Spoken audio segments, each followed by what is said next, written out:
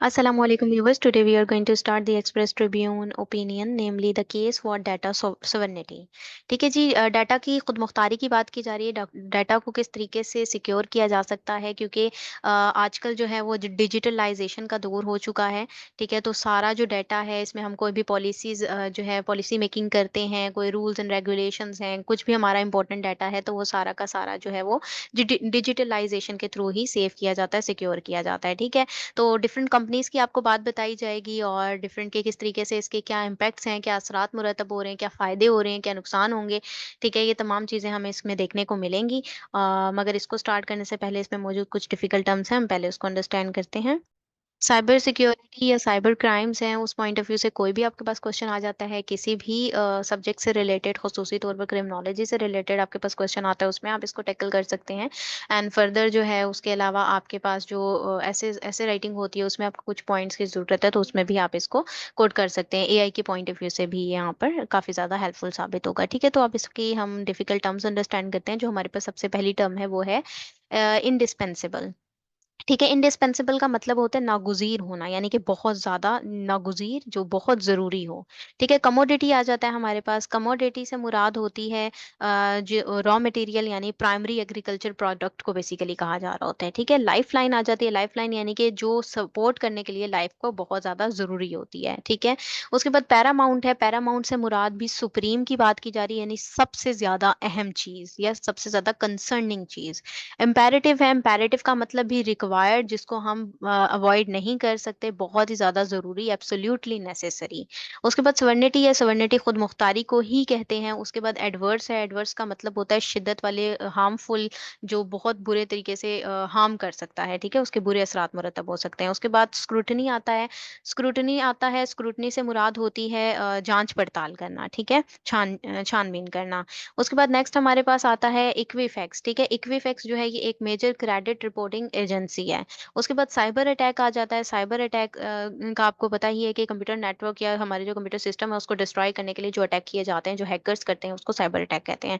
एरोडेड है। एरोडेड से मुराद जो है वो तबाह कर देना। ठीक है, उसके बाद प्राइवेसी है। प्राइवेसी से मुराद किसी की जो प्राइवेट कंडीशंस हैं, स्टेट की हैं, वो कुछ ठीक है, प्राइवेसी है, उसको तबाह करना, उसमें इंटरफेयर करना। ठीक है, उसके बाद मिसयूज़ है। मिसयूज़ यानी कि आप किसी चीज़ का गलत इस्तेमाल कर रहे हैं। उसके बाद स्क्रूटनी है। स्क्रूटनी क्रिटिकल ऑब्जर्वेशन को कहते हैं। क्लाउड प्लेटफ़ॉर्म आ जाता है। क्लाउड प्लेटफ़ॉर्म जो है ये सर्विसेज या solutions delivered over the internet होती हैं। ठीक है, यानी इंटरनेट के थ्रू जो डिलीवर की जा रही होती हैं सर्विसेज, उनको उस वो एक प्लेटफ़ॉर्म को जो है उसको क्लाउड प्लेटफ़ॉर्म कहा जा रहा है। उसके बाद डिजिटल ट्रांसफ़ॉर्मेशन है। डिजिटल ट्रांसफ़ॉर्मेशन से मुराद जो है ये इंटीग्रेशन है डिजिटल टेक्नोलॉजी की, जो ऑल एरियाज़ ऑफ बिज़नेसेस हैं। ठीक है, उन उन तमाम जगहों पर जो हम ट्रांसफ़ॉर्मेशन करते हैं उसको कहा जा रहा है यहाँ पे कि डिजिटल ट्रांसफ़ॉर्मेशन हो रही है। उसके बाद डाटा सॉवरेनिटी है। डाटा सॉवरेनिटी से मुराद भी ये डाटा की सिक्योरिटी किस तरह से की जाए, डाटा की खुद मुख्तारी किस तरह से रखी जाए। उसके बाद जो है वो रेगुलेटरी बॉडीज़ आ जाती हैं। रेगुलेटरी बॉडीज़ जो हैं वो ऑर्गेनाइज़ेशंस होती हैं। ठीक है? उसके बाद एन्क्रिप्शन है। एन्क्रिप्शन एक प्रोसेस है कन्वर्ट करने का इन्फॉर्मेशन को, डाटा को कोड के अंदर। ठीक है? उसके बाद रोबस्ट है। रोबस्ट का मतलब स्ट्रॉन्ग और रेज़िलिएंट होता है, इससे मुराद यानी कि आपके अंदर एबिलिटी कितनी है कि आप डिफ़िकल्ट कंडीशन को किस तरह से टैकल कर सकते हैं। उसके बाद फायरवॉल्स आ जाती हैं। फायरवॉल्स जो हैं वो जो सिक्योरिटी सिस्टम है उसको मॉनिटर किस तरह से किया जाता है, कंट्रोल किस तरह से किया जाता है। उसके बाद आईएसओ, आईईसी सर्टिफिकेशन है। ठीक है, आईएसओ, आईईसी सर्टिफिकेशन जो है वो इंटरनेशनल स्टैंडर्ड्स हैं वेरियस एस्पेक्ट्स ऑफ टेक्नोलॉजी के, इंडस्ट्री के इंश्योर करवाने के लिए क्वालिटी को, सेफ्टी को और एफिशिएंसी को। वैलिडेशन आ जाती है। वैलिडेशन जो है वो कंफर्मेशन है, तस्दीक, जो यानी कि किसी चीज़ की तस्दीक करना, स्टैंडर्ड्स जो रखे जाते हैं, जो रिक्वायरमेंट्स होती हैं। उसके बाद सीएपीईएक्स आ जाता है। ये कैपिटल एक्सपेंडिचर है, यानी कि आपकी जो कैपिटल जो भी आपके एक्सपेंडिचर्स हो रहे हैं। उसके बाद पे एज़ यू गो से मुराद ये है कि एक ये प्राइसिंग मॉडल है। ठीक है, जहाँ पर जो है वो कस्टमर जो है वो पे करता है जितनी भी सर्विसेज वो यूज़ कर रहा है। ठीक है, उसके बाद फॉरेक्स रिजर्व्स आ जाते हैं। फॉरेक्स रिजर्व जो है वो फॉरेन एक्सचेंज रिजर्व्स को ही कहा जाता है।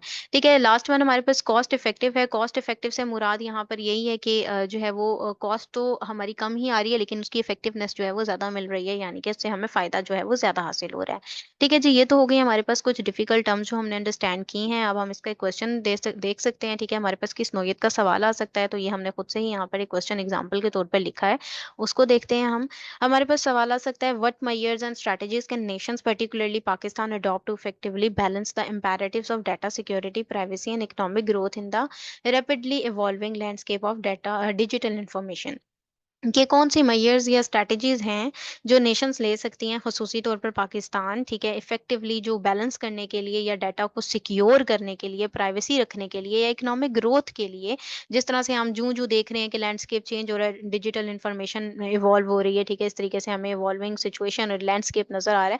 तो इस तरह से पाकिस्तान अपनी जो सिक्योरिटी है, डाटा सिक्योरिटी, उसको किस तरह से एनहेंस कर सकता है, किस तरह से इफेक्टिवली उसको टेकल कर सकता है, ठीक है। इस तरह से सवाल आपसे पूछा जा सकता है। तो हम यहाँ पे स्टार्ट करते हैं और देखते हैं क्रक्स इसका।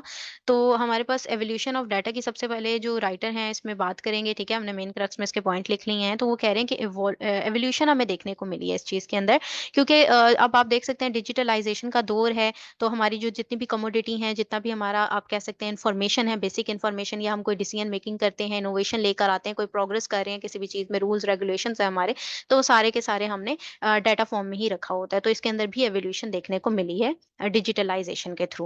उसके बाद अगर इंपॉर्टेंस की बात करें डाटा सिक्योरिटी की, अब जाहिर सी बात है डिजिटलाइजेशन हुई है तो जो सिक्योरिटी थ्रेट्स हैं, जो कंसर्न्स हैं, वो भी बढ़ जाते हैं। तो सिक्योरिटी रखना बहुत ज़्यादा ज़रूरी है डाटा की। तो बिकॉज डाटा जो है वो एक पैरामाउंट है, बहुत ही ज़रूरी है, ठीक है। एक इंस्टीट्यूशन की स्ट्रेंथ्स भी हैं, वल्नरेबिलिटीज़ भी होती हैं। तो इसके लिए हमें डाटा की सिक्योरिटी करना बहुत ही ज़्यादा ज़रूरी होता है।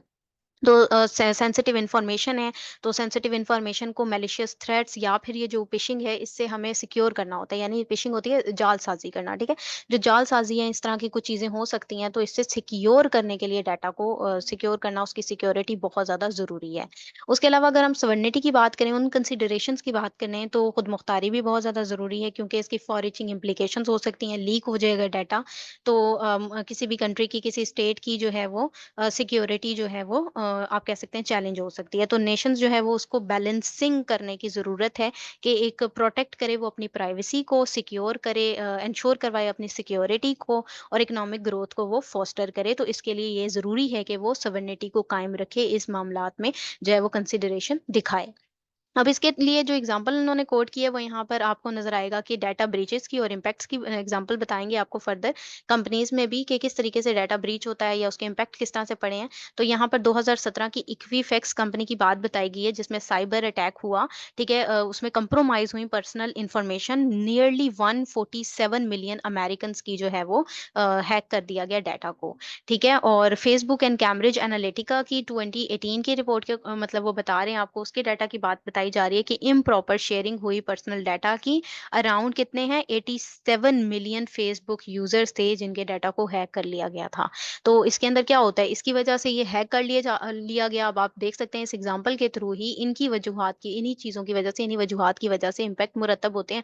कौन से असरात जो हैं वो डलते हैं, ये इसी तरह से कि ट्रस्ट डेफिसिट हो जाता है इन कंपनीज पे, इन इदारों पे, इनके ऊपर से ट्रस्ट खत्म हो जाते हैं लोगों के, कि वो सिक्योर नहीं कर पाई उनकी प्राइवेसी को, ठीक है, नहीं उनकी सवर्निटी को जो है वो सिक्योर कर पाई, आइडेंटिटी थेफ्ट हो रहे हैं। उसके बाद वो कहते हैं कि फाइनेंशियल फ्रॉड्स होते हैं, लॉ सूट्स होती हैं, ठीक है, डिफरेंट और रेगुलेटरी स्क्रूटनी की जरूरत होती है, फिर डिक्लाइन आ जाता है स्टॉक वैल्यू के अंदर। तो ये तमाम इम्पैक्ट्स जो है वो इसकी वजह से मुरतब होते हैं। साइबर सिक्योरिटी के चैलेंजेस भी आ सकते हैं, इसमें भी आप इसको कोट कर सकते हैं, ठीक है।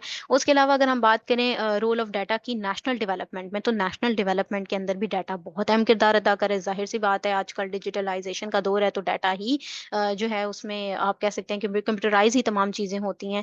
तो प्लानिंग भी सारी की जाती है, नेशनल डेवलपमेंट की प्लानिंग भी सारी की सारी डाटा फॉर्म में जो होती है, कंप्यूटर नेटवर्क्स के थ्रू ही की जाती है, ठीक है। तो हम कह सकते हैं कि इंटरप्रेट करने के लिए या फिर यूटिलाइज किया जा सकता है ना इफेक्टिवली डाटा को, तो उसको सिक्योर करना बहुत ज़्यादा ज़रूरी है। असेंशियल सर्विसेज हैं, पॉलिसीज शेप कर रहे हैं, आपको स्ट्रैटेजीज बना रहे हैं, एडवांसमेंट लेके आ रहे हैं अक्रॉस हेल्थ केयर में, एजुकेशन में, गवर्नेंस में, कॉमर्स में, जितने भी सेक्टर हैं वो नेशनल डेवलपमेंट के अंदर डाटा एक अहम किरदार जो है अदा कर रहा है, क्योंकि आप इसके थ्रू ही काम करते हैं। जैसे कि आप पिछले डाटा को देखते हुए ही आगे प्लान करते हैं ना, कि हम पिछले साल फॉर एग्जांपल हम इस जगह पर खड़े थे और हमें नेक्स्ट हमने ये चीज़ें इंप्लीमेंट करनी है, ये पॉलिसीज मुरतब करनी है, ताकि हम उस जगह से काफ़ी आगे की तरफ जाकर ग्रोथ कर सकें, ठीक है। तो डाटा का यहाँ पे एक अहम किरदार हमें नजर आता है। उसके अलावा अगर हम data centres and cloud platforms की बात करें, तो ये कुछ ऐसे प्लेटफॉर्म्स हैं जो मैनेज मैनेज करते हैं वास्ट अमाउंट ऑफ डाटा को, ठीक है, और क्रूशियल इन्फॉर्मेशन को स्टोर करके रखते हैं, उनको प्रोसेस करते हैं। इसकी एग्जांपल के तौर पे यहाँ पर जैस की एग्जांपल ली गई है। जैस जो है वो कंट्रीब्यूट कर रहा है डिजिटल ट्रांसफॉर्मेशन को, इन्वेस्ट करता है एडवांस डाटा सेंटर्स में और क्लाउड प्लेटफॉर्म्स में, ठीक है जी। उसके अलावा अगर हम बात करें global and national responsibility for data security की, तो ये डाटा सिक्योरिटी सिर्फ और सिर्फ एक नेशनल लेवल पर उनकी जिम्मेदारी नहीं है, बल्कि ये ग्लोबल आप कह सकते हैं शेयर्ड रिस्पॉन्सिबिलिटी है कि डाटा सिक्योरिटी की जाए ग्लोबली, ठीक है। तो कि जिसमें जो है वो तमाम जो गवर्नमेंट एजेंसीज हैं, रेगुलेटरी बॉडीज इंटरनेशनल लेवल पर वो इन्वॉल्व हों और इस चीज़ को सिक्योर करें और साइबर सिक्योरिटी को जो है वो मुमकिन बनाएं, इफेक्टिव बनाएं। और अगर हम पाकिस्तान में बात करें तो ministry of information technology and telecommunication है, ठीक है। ये एक अहम किरदार अदा करती है क्राफ्ट करने में पॉलिसीज को डाटा सिक्योरिटी एंड प्राइवेसी के लिए।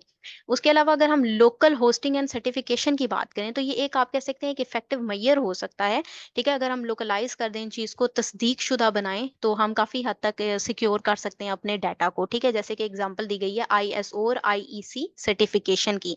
इनकी तस्दीक के बाद ही मजीद कुछ स्टेप्स जो हैं उठाए जा सकते हैं, यानी कि इनकी तस्दीक जो है ये एक अहम इंपॉर्टेंट मैयर हो सकता है सिक्योर करने के लिए डाटा को, ठीक है। ये स्टैंडर्ड्स हैं। अच्छा, इसकी एग्जांपल में आपको दी जा रही है गैरेज क्लाउड प्लेटफॉर्म की एग्जांपल। ये एग्जांपल ऐसी है गैरेज क्लाउड प्लेटफॉर्म की, जो इफेक्टिवली जो है डाटा की प्रोटेक्शन कर रही है, ठीक है, और आईएसओ और आईईसी सर्टिफिकेशन होती है, ठीक है, रेगुलेटरी पॉलिसीज के साथ, तो फिर ही मुख्तलिफ जो है वो आगे स्टेप्स उठाए जा सकते हैं, ठीक है।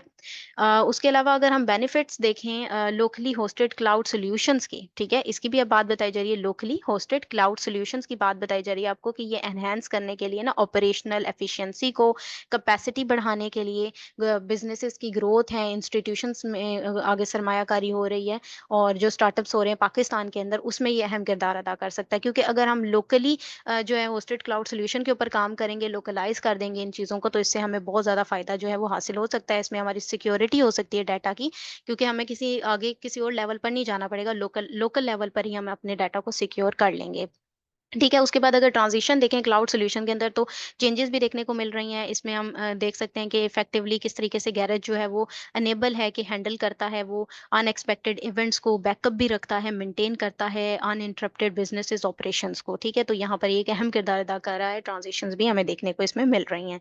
और अगर हम cost effective and forex reserve protection की बात करें, यानी फॉरेन रिजर्व प्रोटेक्शन की, तो कॉस्ट तो कम लगेगी, उसकी हमें जो इफेक्टिवनेस है वो ज्यादा मिलेगी। जैसे कि pay as you go payment model है, इस मॉडल के थ्रू क्या होगा, इस मॉडल के थ्रू लोग उतनी ही पेमेंट करेंगे जितनी वो सर्विसेज हासिल कर रहे हैं, इंस्टेड ऑफ ये कि ये जो CAPEX जो है वो फिक्स्ड कर दिया गया था, ठीक है। एक फ्लेक्सिबल अप्रोच जो थी, अब उसकी जगह रखी गई है कि जितना आप जो है वो इस्तेमाल कर रहे हैं, सर्विसेज ले रहे हैं, उसके उतना ही आप जो है वो पे करें, ठीक है।